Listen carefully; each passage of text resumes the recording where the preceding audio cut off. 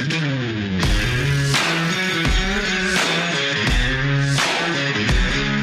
well-regulated militia be necessary to the security of a free state. The right of the people to keep and bear arms shall not be infringed. Welcome to another edition of Bearing Arms, Cam and Company. My name is Cam Edwards. Glad you're with me on the program today. We're going to be talking about the state of the presidential election and the campaigns, particularly the Harris-Walz campaign and Kamala Harris's continued refusal to, answer the questions that she's asked when she bothers to sit down for an interview. This is something that even Harris supporters are now starting to take note of and starting to worry about. Interestingly enough, at the New York Times, there's a new column, The Political Cost of Kamala Harris Not Answering Direct Questions. This piece, authored by Todd Purdom, former White House correspondent, Los Angeles bureau chief of the Times. He doesn't come right out and say that he's supporting Kamala Harris, but it's pretty clear from the column that he's worried that Harris's reticence to answer questions could end up costing her the election. He writes, it's a shibboleth of modern political strategy that candidates should answer the questions they want to, not the ones that are asked. And Ms. Harris faces a unique challenge in this truncated presidential race of introducing herself to an electorate that in many ways still barely knows her. So she might be forgiven, he writes, for leading with a blizzard of atmospheric biographical detail that makes some voters feel they can't trust her to answer a direct question. But in a campaign in which Donald Trump fills our days with errant nonsense and dominates the national discussion, and polls show a tight race where Ms. Harris is running behind Joe Biden's level of support in 2020 with some groups, the vice president can't afford to stick only to rehearsed answers and stump speeches that might not persuade voters or shape what America is talking about. So, yeah, again, I think it's fair to say that Purdom is backing Harris in this race, right? I think he does set up. I'm not sure that Purdom's actually identified why Harris is so reluctant to take questions. He says, for instance, if Ms. Harris thinks that the press just wants to play gotcha, and believe me, she has a point, then take questions from everyday voters, even hostile ones in town halls. He writes, the single best moment of John McCain's 2008 campaign came when he firmly shut down a questioner who called Barack Obama an Arab. Ms. Harris's answers would surely show more than just how she thinks on her feet. They could show what excites her, touches her heart, makes her mad, inspires her vision. Her convention speech and debate performance have already shown how well she could do with diligent preparation. There's no reason to assume that she wouldn't get steadily better on the fly with practice, which, by the way, is an acknowledgement that she sucks when she is forced to go off script, right? As an example of where he thought Harris has seen some improvement, or at least shown some improvement, he talks about the sit-down interview that she did on Tuesday with reporters from the National Association of Black Journalists. Purdom writes that she effectively reversed the order of her answer to the Philadelphia anchor on the economy, starting with her policy plans, then her biographical bona fides. She answered a question about whether she felt safe on the campaign trail with a crisp "I do," but then pivoted to say that she understood how many Americans without the privilege of Secret Service protection did not feel safe. And what does she want to do about that? Well, again, she wants to make it harder for people to protect themselves, right? And that's the problem. In that same sit-down interview on Tuesday, Harris was asked, I thought, a decent question. It wasn't the one that I would have asked, but then again, I have probably 20 questions that are gun-related that I would like to ask Kamala Harris. The reporter asked, okay, so you've talked a lot about banning assault weapons. I don't think she used air quotes. But what about handguns, she said? Assault weapons, she said, are used in, some pretty high-profile crimes, but handguns are the weapon of choice for criminals. So what do you want to do about handguns? And Kamala Harris started by, repeating the same talking point she always does, right? Well, let me say, first of all, that I'm a gun owner. Tim Walz is a gun owner. We're not interested in taking anybody's guns away, but we do need to ban assault weapons. And the reporter said, okay, yeah, we're not talking about that. We're talking about handguns. And then Kamala Harris said, well, I'm getting to that. And she started talking about universal background checks. And she claimed that, many homicides are committed by people who go to flea markets and buy guns from gun dealers who aren't required to register their sales. That's what she said. She got it completely wrong, as we pointed out at Bearing Arms yesterday.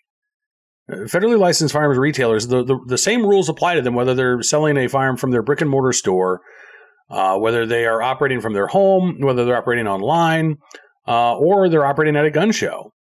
If you are an FFL, you are required to put your buyers through a background check. Now, if you're not an FFL, if you're just a gun owner selling a firearm or two from your personal collection, until recently, you were allowed to do that without question. Kamala Harris didn't really get into this executive action that Joe Biden has taken, with the ATF promulgating this rule to expand who is engaged in the business of selling firearms. Now, the ATF has tried to broaden that definition to the point that you don't even actually have to sell a gun to be considered engaged in the business of dealing in firearms. Simply offering a firearm for sale for any amount of profit, even if it's as little as a penny, would be enough, according to the ATF, to qualify you as an unlicensed gun dealer, someone who should have an FFL. And if you, again, offer a firearm for sale or sell a firearm, and the government says, well, you're a gun dealer, where's your federal firearms license? You're looking at federal felony charges.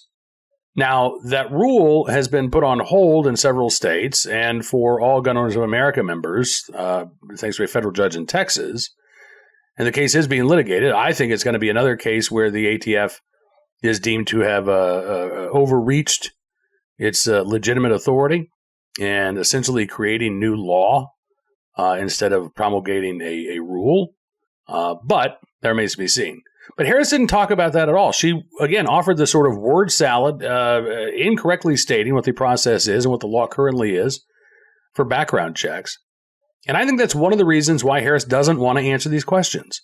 No, I don't think she wants to try to explain her shifting positions on any number of issues, including her support for a mandatory buyback of so-called assault weapons that she endorsed 5 years ago. But I think also, these unscripted questions, Harris doesn't really do that well. And it's not because she's just a bad public speaker. It's because she doesn't have a firm command of the issues. Remember, Kamala Harris is ostensibly in charge of the White House Office of Gun Violence Prevention. This is part of her portfolio. She should know how the current law works. And either she has no clue or she intentionally misled reporters and those listening to her response about background checks. She also, by the way, was wrong when she said that a majority of homicides, or a large number of homicides, are driven by people who illegally acquire firearms at gun shows. As we pointed out at Bearing Arms yesterday, there was a 2016 study by the DOJ talking to federal inmates who were either arrested for illegal gun possession or used a gun in the commission of a crime for which they were sentenced. And according to that survey, more than half of those inmates said that they obtained their firearm through theft. Another 43% said they got their gun on the black market. Less than 1%, 0.8% of those inmates said that they got a gun at a gun show. And that, by the way, that 0.8% would include people who were not prohibited by law at the time from purchasing a firearm, right? So closing the gun show loophole, which is what Kamala Harris talked about yesterday, would really do nothing to stop criminals from acquiring firearms. So that's, again, an issue, right? In terms of a crime-fighting public safety strategy. Now, it would also, I think, run afoul of our constitutional rights because it would amount to a gun registry. And that is a huge problem. But Kamala Harris doesn't want to talk about that. I don't think she can talk about that. Purdom says Harris seems fearful of explaining the shifts in her views since her failed 2020 presidential campaign. In her debate with Mr. Trump, she said she wanted to and then largely didn't. I'm not sure, he says, she should be so worried.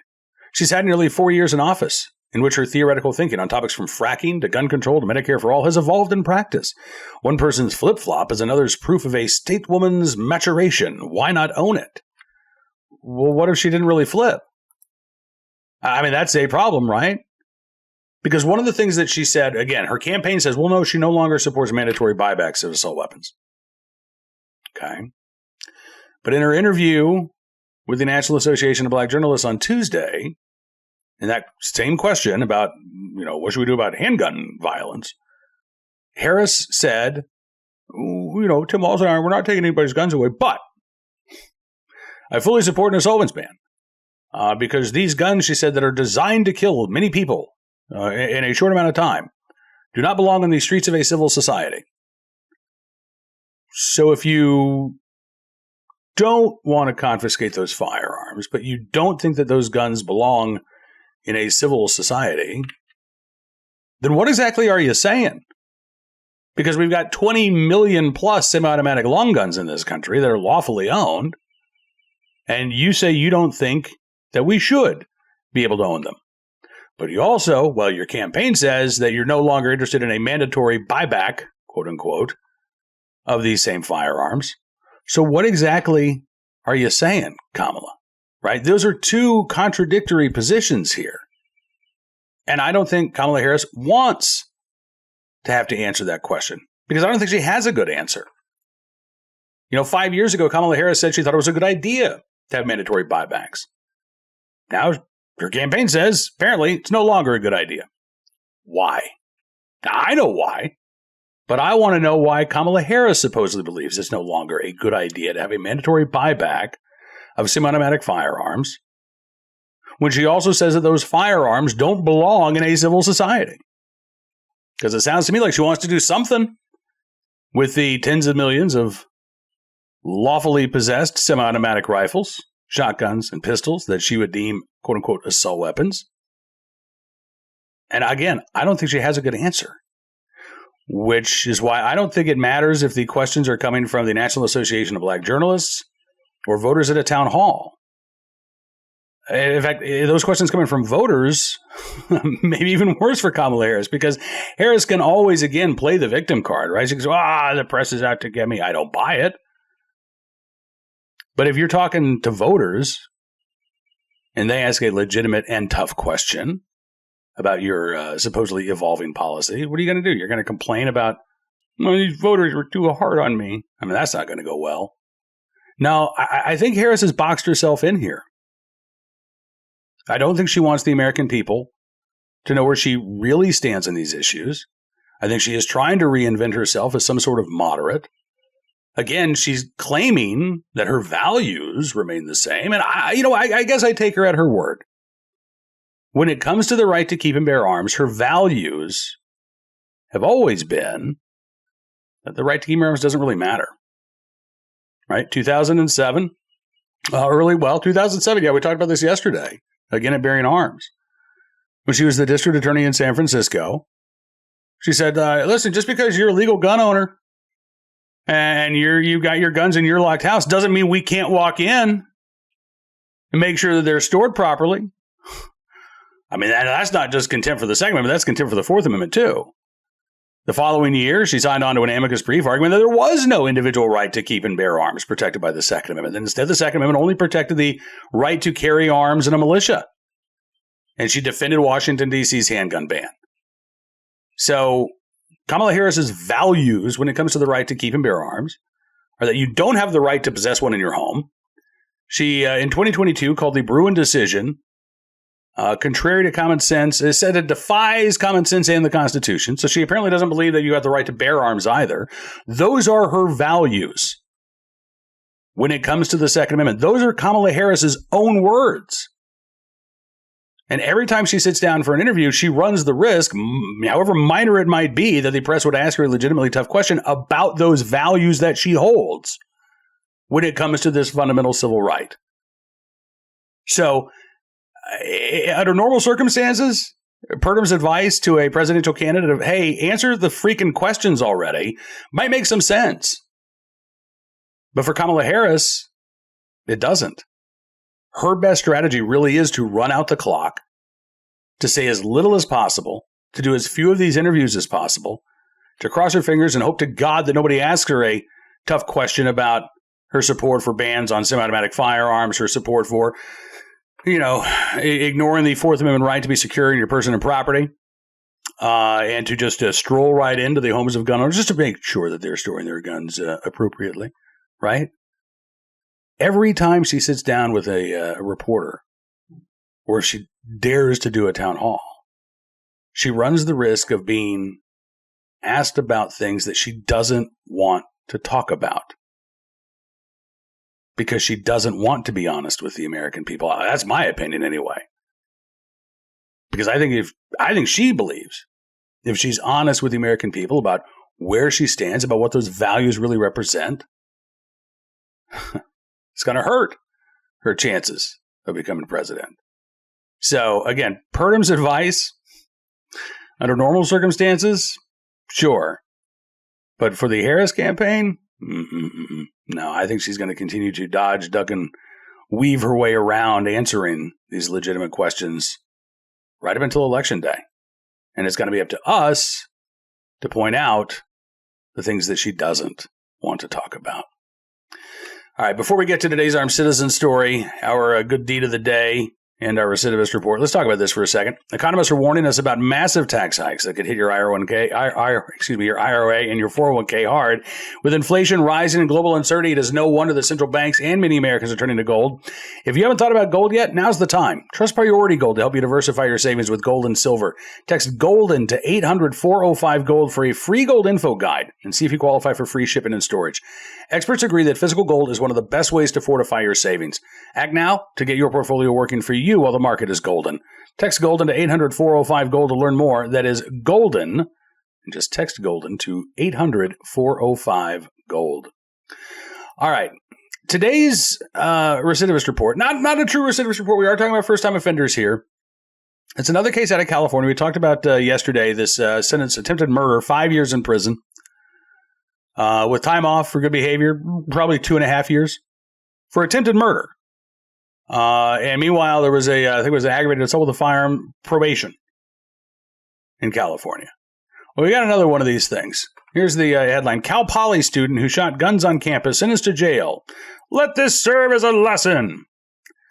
I mean, it's not much of a lesson when you actually learn the sentence here. So there were two 20-year-olds who were arrested last year for shooting on the campus of Cal Poly in San Luis Obispo. Charles Hojaboom and Brandon Pham. They were arrested when they were in possession of a shotgun, a pistol, and a knife. Officers found a nearby campus sign with bullet holes.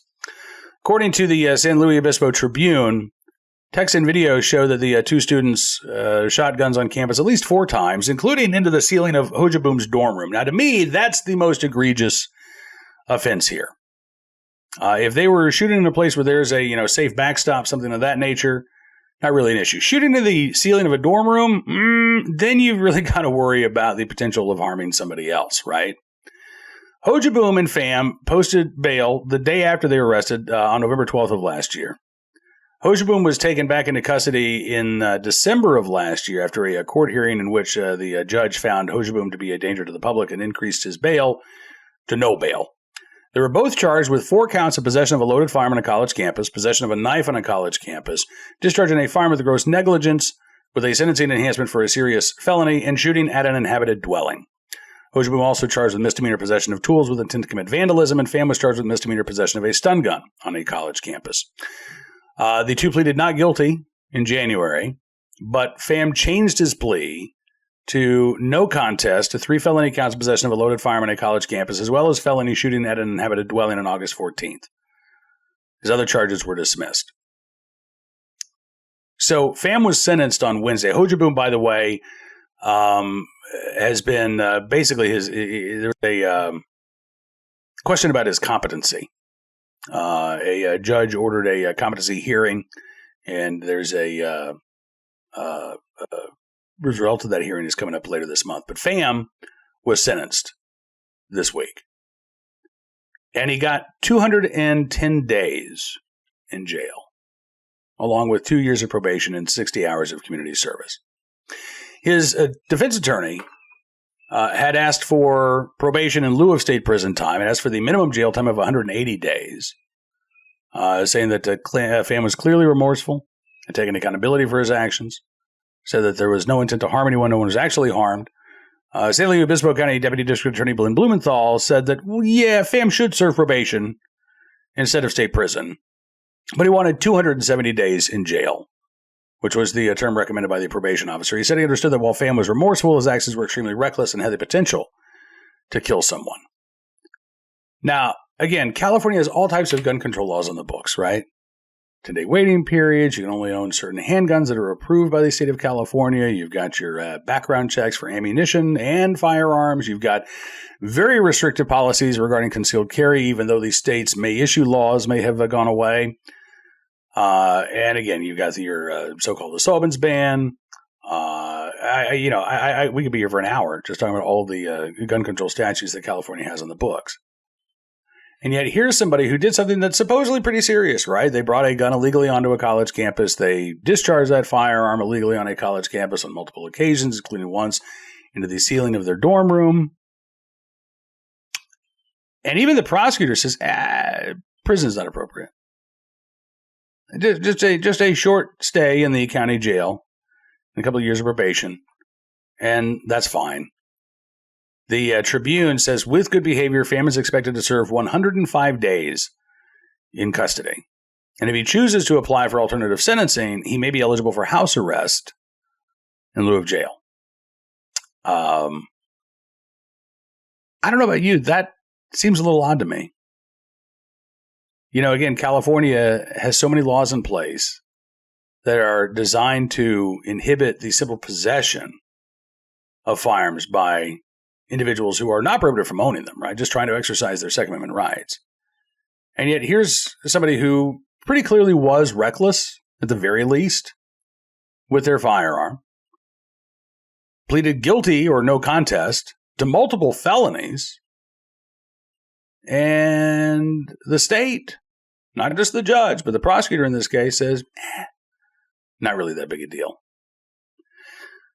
I don't know about you. I think it's kind of a bigger deal than what the prosecutor makes it out to be. And rather than, again, focusing on people who violate these laws,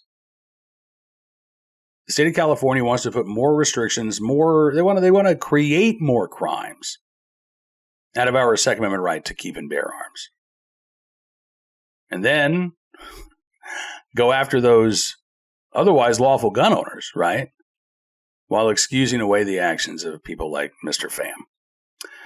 All right, today's armed citizen story from San Antonio, Texas, where a shootout at a local shopping mall left a car burglar with a gunshot wound to his face. The burglars picked the wrong family to target. According to the San Antonio News Express, it was about 5 p.m. Tuesday afternoon. There was a family walking out of the shopping center, and they saw a 35-year-old man and a 28-year-old woman who were burglarizing their vehicle. Now, they didn't immediately pull out their guns. In fact, the burglars pointed guns at the family first, according to a police report. And that's when the family's husband and son, who were also lawfully armed, drew their pistols, fired their guns at the two burglars, quote, several times, according to police. The 35-year-old man who was breaking into the car suffered a gunshot wound to the face, according to the San Antonio News Express. The thieves then drove away shortly after the shooting. They were dropped off at a local hospital by other people. The 28-year-old woman arrested on outstanding misdemeanor warrants. According to the San Antonio News Express, San Antonio police did not confirm if the wounded man has been arrested, but once he's released from the hospital, he will be facing charges. The family, father and son, acted in self-defense after guns were pointed at them, not arrested, not charged. I don't think that they will be, but we'll keep our eyes open for any more details as they become available.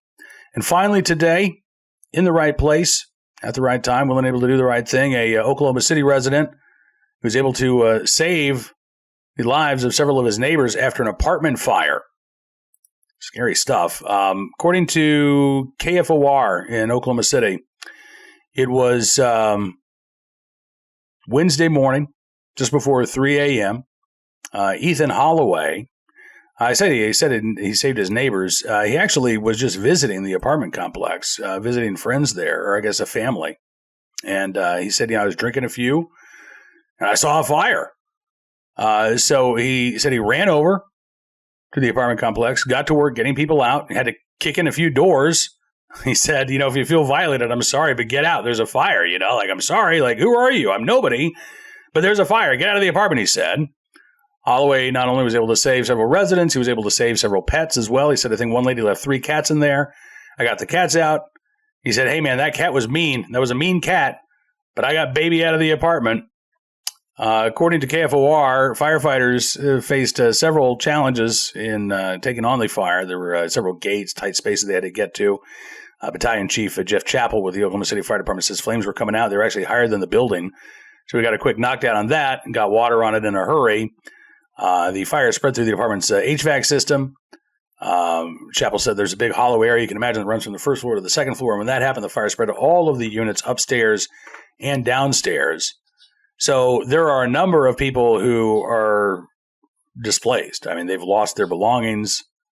They have nowhere to live, but they still have their lives, in large part because of the quick thinking and fast actions of Ethan Holloway, who may have been drinking a few, but still had the presence of mind to call the fire department and then take action to save the folks in that apartment complex. So Ethan Holloway, the tip of the hat, and a toast later today. It's a little early for me right now, but later today I will definitely be toasting Ethan Holloway for doing the right thing there. And again, a very good deed on Holloway's behalf. All right, that is going to do it for this edition of Bearing Arms Cam & Company. I want to thank you for being a part of the program. As always, I'm looking forward to seeing you back here again next Monday for another edition of Bearing Arms Cam & Company. But be sure to check out bearingarms.com throughout the day, today, tomorrow, and over the weekend as well. We're keeping you up to date on all of the latest secondary news and information. We've got the federal trial in East St. Louis over Illinois' gun and magazine ban.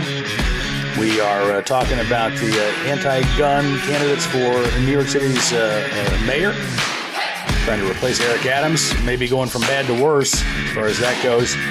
We've got more armed citizen stories for you at Bearing Arms as well. And if you like what you see, I would encourage you to become a VIP or VIP Gold member. Just use the promo code SAVEAMERICA. You can get a significant discount on your VIP or VIP Gold membership. You get exclusive content and ad-free experience. You'll also be supporting the independent pro-Second Amendment journalism that we're doing at Bearing Arms, and that is critically important these days. So thank you again. Have a great few days until we meet up once more. Until then, be well. Be safe.